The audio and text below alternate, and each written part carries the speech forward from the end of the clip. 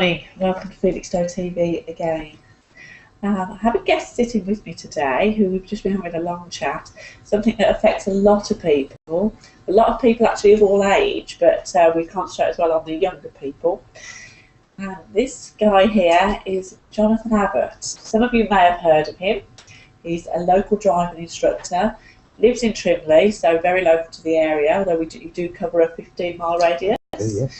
So we're going to have a chat this morning about costs involved, which obviously is a big thing, what people should be looking for before they start taking driving lessons, etc., and everything involved. So welcome, Jonathan. Thank you. Thanks very much for coming in, especially on a rainy day.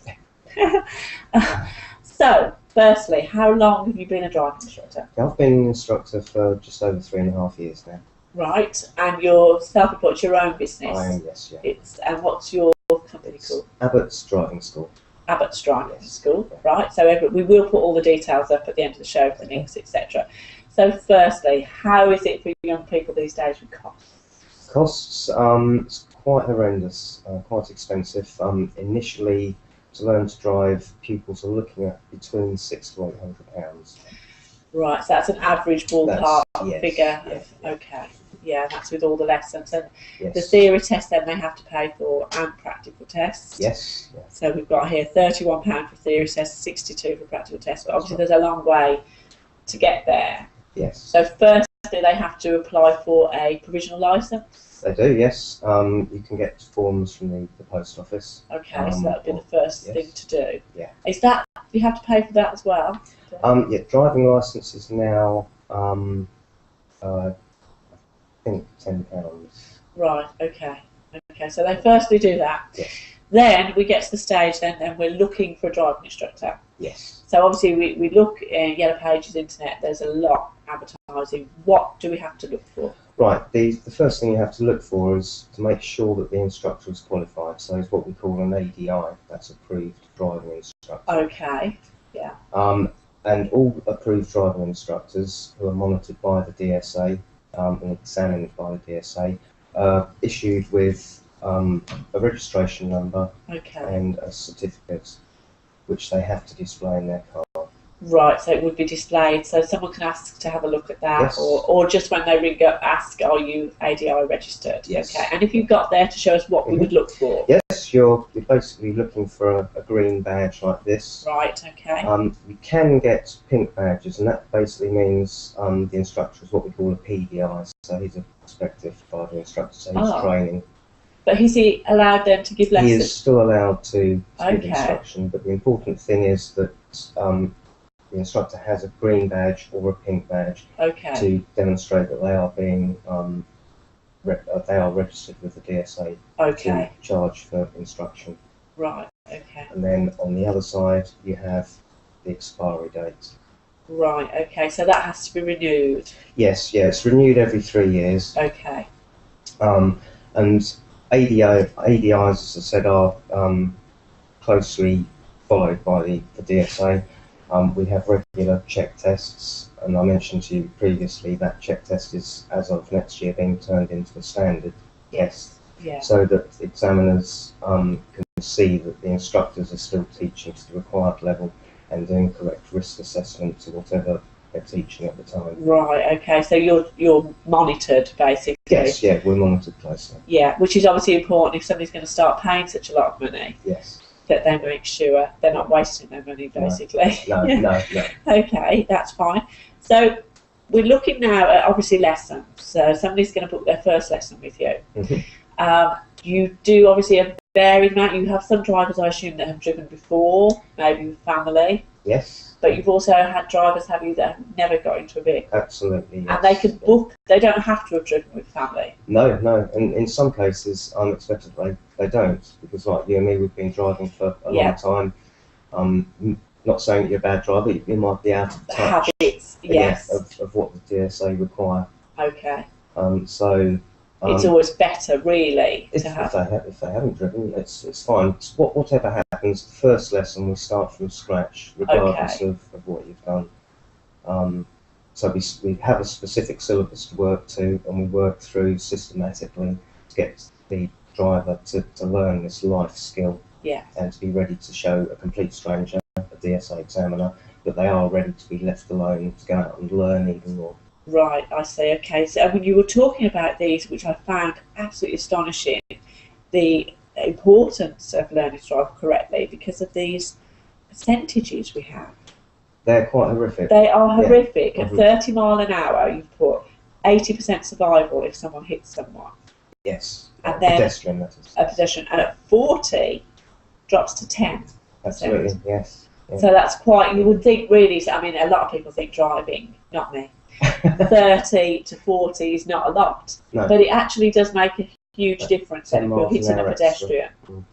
So that's obviously, because do you find as well that it's obviously some drivers that have been driving with family who are overconfident? Can that happen? They can be, yes, yeah. We try to emphasise planning and awareness now, and we teach defensive driving. Right. So if the drivers at an early stage realise that looking ahead, planning and looking for developing hazards, they can avoid these nasty situations where they're going to hit somebody or they're going to have to do an emergency stop. Okay, yeah. So if drivers take on board the importance, I mentioned to you from a very early stage, as severe as it may sound, I do say to my pupils, when you're sitting behind the steering wheel, you're in charge of 1.5 tons of killing machine. Yes. They go, okay. But you are, but you are. Yeah. And it has to be taken seriously, and you have to know your legal responsibilities as a driver. As a driver, yeah. I mean, it can be all, but for the driver as well as other people on the road. Yes, yeah, I see what you mean. And we were touching on the fact that obviously that affects people now. There's so much more. When I learned to drive, even I'm not that old, but when I learned to drive, there was less traffic. Now there's so much traffic on the roads, and the road systems. So you touch on that in your lesson. Yes, absolutely. Traffic volume now is a lot higher. Yeah. Everybody's in a rush to get from A to B, sometimes pushing aside the safety aspects of driving. So this is brought forward, and as you say, the road systems have changed. Some of them are not as straightforward as they used to be. No. And one-way systems we've got, haven't we, in all different round town centres. Yeah. So do you take your pupils to Ipswich and that round? Oh, absolutely. When they're ready? Yes, yeah. Right. I'm quite lucky based in Felixstowe because in Felixstowe we've got a bit of everything here. So you can break the pupils in gently, and then we move into Ipswich and we get used to driving around Ipswich, where obviously traffic volume is more, road systems are different. Right. Yeah, a lot more pedestrians about. So. You do, yeah, and pedestrians that do tend to just walk out. So yes. Yeah. How do you find the other drivers in Felixstowe generally? Do you find them patient or not patient? In Felixstowe, on the whole, we have patient drivers. Good. Which is good. And helpful. But when we get to Ipswich, then as I say, it's a busier town. As I say, today's society are in a rush to get around. Yeah. Some people aren't as courteous as possibly they should be, and you'd like to think when a car's driving along with an L cone on clearly shows, give them a little bit more room, a little bit more courtesy. Fortunately, it doesn't happen. Oh dear. So as a driver, you have to look out not only for yourself but for other drivers. Yes. You have to try and anticipate what they're going to do as well. Yeah, and everybody's learned. Everybody's been there. Yeah, so. Everybody's been a learner at some point. And I always think, some people and they're rushing and they're right up behind. What's it? Is it going to save a split second or a couple of seconds maximum? So, no. It's really not going to make the end of the world, is it? So, so I do think that. So going on now to say we've taken a lot of lessons, okay, and that you're confident that this driver is, doing okay and is ready for a theory test. Because this is a new thing, obviously, to us, us oldies. The theory test then. There is help on the internet, isn't there? We've just been discussing this. Yeah. So the first thing to do, perhaps when you're taking your lessons, is to start looking at theory tests online. Absolutely, yes, yeah. Okay. At an early stage, start practicing. You're going to find, whilst you're out there driving, we come across signs and road markings, so that helps as well. That'll help, and the pupil could say to you, John, what would this mean, and what would that, to just during a lesson. Yes, yeah. Okay, I see. So then we start practicing our theory test online. And you were talking about hazard perception as well. Yes, is there any of that online? 'Cause I haven't. Yes, you can get hazard perception online. Right. You can also get DVDs as well, which Oh, help right. you with hazard perception. Okay. DSA do a package, so you get DSA theory pack, which will include hazard perception. So that'd be a good idea, wouldn't it? Because obviously, if you're paying, it's £31 for your theory test, so you don't want to have to keep paying. It'd be better to. Yeah. And you were touching on earlier, which I found interesting, that it's not necessarily how academic you are.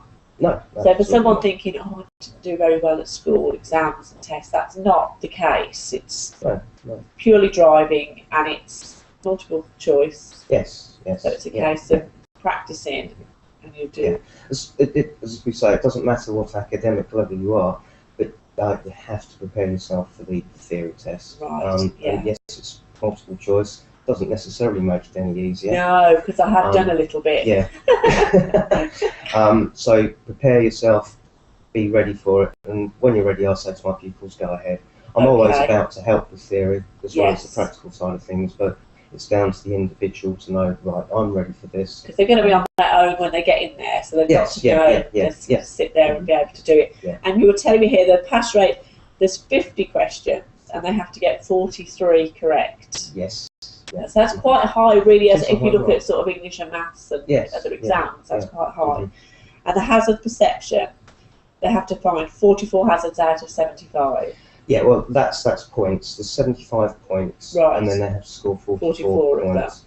So they're given 14 video clips. Okay. And on each video clip there will be one developing hazard, and on a couple of them there'll be two developing hazards. Right. So they can pick up double points if you like. Double points. Yeah. Okay. So that's how we do our theory test. Yes. Then, obviously, do they normally take the theory test when they're ready for a practical test, or do you sort of say, get that done and we'll continue then? No, they can take their theory test at any point of learning, and some pupils actually take their theory test before they're 17, before their 17th birthday. You can do that. So you can do that. Oh, I see. So they're ready to go, or others may have already passed their theory test and say, right, John, I'm ready to learn to drive. I've passed my theory.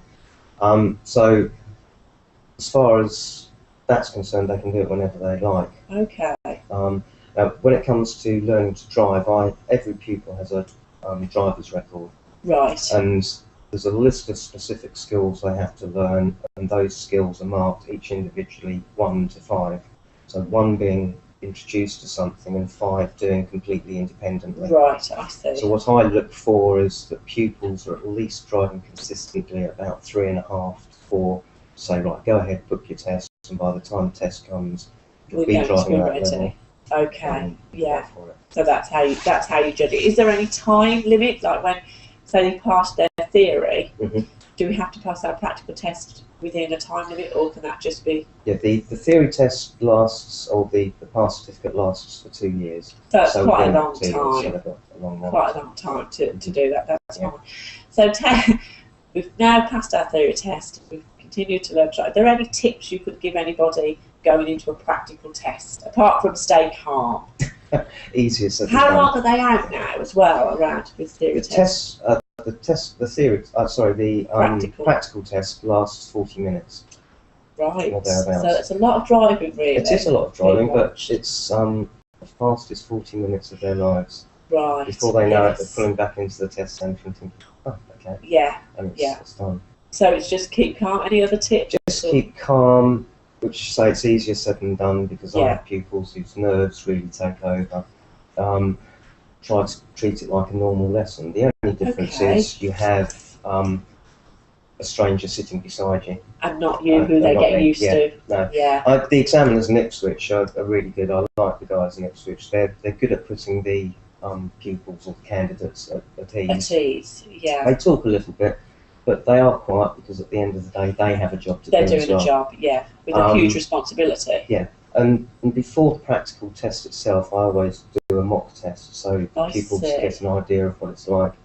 The examiners won't be of any help at all, obviously, for obvious reasons, because you've got to display that you can drive completely on your own. But stay calm, treat it like a normal lesson, and as I say, 40 minutes will fly. Yeah. So you would do this mock lesson, and then would you be at the test centre with the candidate? Yes, what the candidates asked if they'd like their instructor to sit in on the test, so there are tests where I sit in the back. Oh, that's good. So that could ease the nerves as well, having you there. Yeah. Some people, it does the opposite, with my face in the back in their mirror. You know, no, John, I don't want you there. So it's, but then, yes, otherwise I sit in the test and wait in the test centre and wait for them to come back. Okay. And then I always sit in on the debrief, whether they've passed or failed. Okay. If they've passed, I want to see how well they've done, and if they've failed, you I need need to to see know why. the problems there. Yeah. So yes, I'll just sit there and twiddle my fingers and wait for them and to hope. Yes. Yeah, because it's nice to get. Yeah. What age? Is there a particular age where I mean, I know people learn to drive at all ages, don't they? Yeah. Do you find people pick it up better younger, or as they get older? Sort of hit and miss, really. Some younger drivers take everything on board, and others struggle. I do have older drivers who are more willing to take the information on board and learn quicker. Yes. But if I take on an older pupil who's never driven at all, sometimes it's quite a big step for them. Step for them, because younger people normally pick things up so much quicker, don't they? Right, so assuming now we've actually passed our test, that would be wonderful. Yes. You now was telling me about your Pass Plus, which we can take 6 months after. Why would it be beneficial for people to take that? Well, some insurance companies reduce premiums, not as many as used, but there are some insurance companies that will take that into consideration. Right. But that put to one side, it's a really good foundation for future driving. For example, there's 6 modules, and one of those modules is motorway driving. Now, which we can't touch on. We can't do and we can't legally do it anyway, but not as it stands. So we go for a drive down to the M25 and up to the M1 and back again. So you get to experience motorway driving, which, although some people might say it's similar to dual carriageway driving, which we do around here, it's actually not, because the volume of traffic is a lot more. And you have 3 lanes and different road signage and markings. And you have motorways splitting down now in both directions. And also, so that's good, isn't it, to get out there. Also, you were telling me, just to go back as well, about this bad weather, that I would have thought everything was cancelled, but you try and take your pupils if they're ready out in bad weather. Yes, depending on the severity of the weather, tests would be cancelled.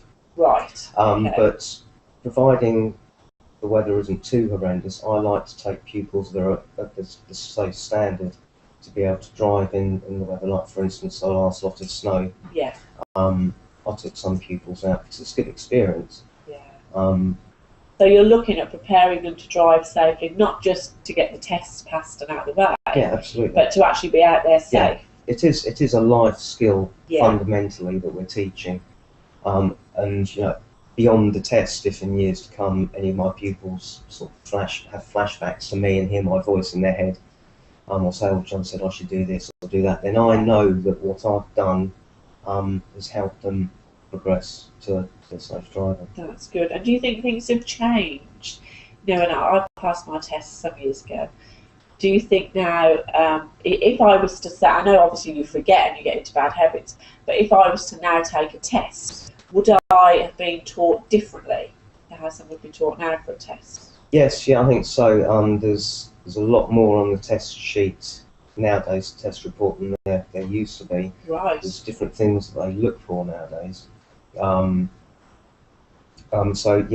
test itself has changed. Now you have an independent test where 10 minutes of the test is taken up by the candidate driving completely on their own. They're told to follow signs to such and such, or shown directions to follow. So that's now put into the equation. But I do think the majority of drivers nowadays, if they went into the modern day test without any instructional guidance, would probably fail. How do you feel about that though? Because I know I was talking to my husband there's a big, obviously, debate, especially around Phoenix. So we've had several accidents Yes. with elderly drivers, Yeah. and there's a big debate. Should there be this age where there's retests and can they look at hazards that quickly? How do you feel about that? Yeah. I think the older driver now should possibly have regular assessment tests. You get to a certain age, and I think you start losing judgment of speed and Yes. awareness. It's going to happen to us all. Of course it is, yeah. And we don't want to be. I wouldn't want to be out there not being safe and being of danger to other people. Yeah. So that could be. It's not just the younger drivers that go out there. Yes, they're highlighted because statistically it's proven. But sometimes I think it's a little bit unfair on the youngsters of today, because we do have more mature drivers who can be, make dodgy judgment calls. Yeah, and you get lax. Even I would say you drive for so many years, and every day of your life you can get lax. Yes. So maybe it wouldn't hurt really for everybody. No. So every 5 years or so to have a bit of a refresher. Yeah. So, and what about if an experienced driver, somebody who's been driving for years, wanted to do your Pass Plus? Drivers that have driven for a long time can't actually do the Pass Plus. I can take people out for assessment drives and give them pointers as to how they could improve. So if somebody a little bit older thought, well, is that me? Am I getting? They could actually book to go out with you. They could book to go out with me or an instructor, and we're not there to judge. No. We're just there to say, right, give advice. Give advice. Whenever I do assessment drives, I have a test report sheet in front of me, and I go through the markings of the flags and say, well, look, in this particular section you could have done this or you could have done that. Right. Just to improve. So that would be quite helpful for anybody who was a bit concerned how they would drive. Yeah. Okay, well, obviously it's really great to talk to you. Yeah, thanks for having me. Learned quite a lot. We're going to, if you could leave behind your details, how do we get in touch with you, etc., website or phone numbers. So we're going to put that up, everybody, on the show that will go on our website. If anybody does want to get in touch with Jonathan and you don't know how to, we will pass on all the details. Certainly. But I really thank you for coming. It was a pleasure. And I wish you all the best. Thank you for having me. Thanks very much. Okay, Thank you. Thanks.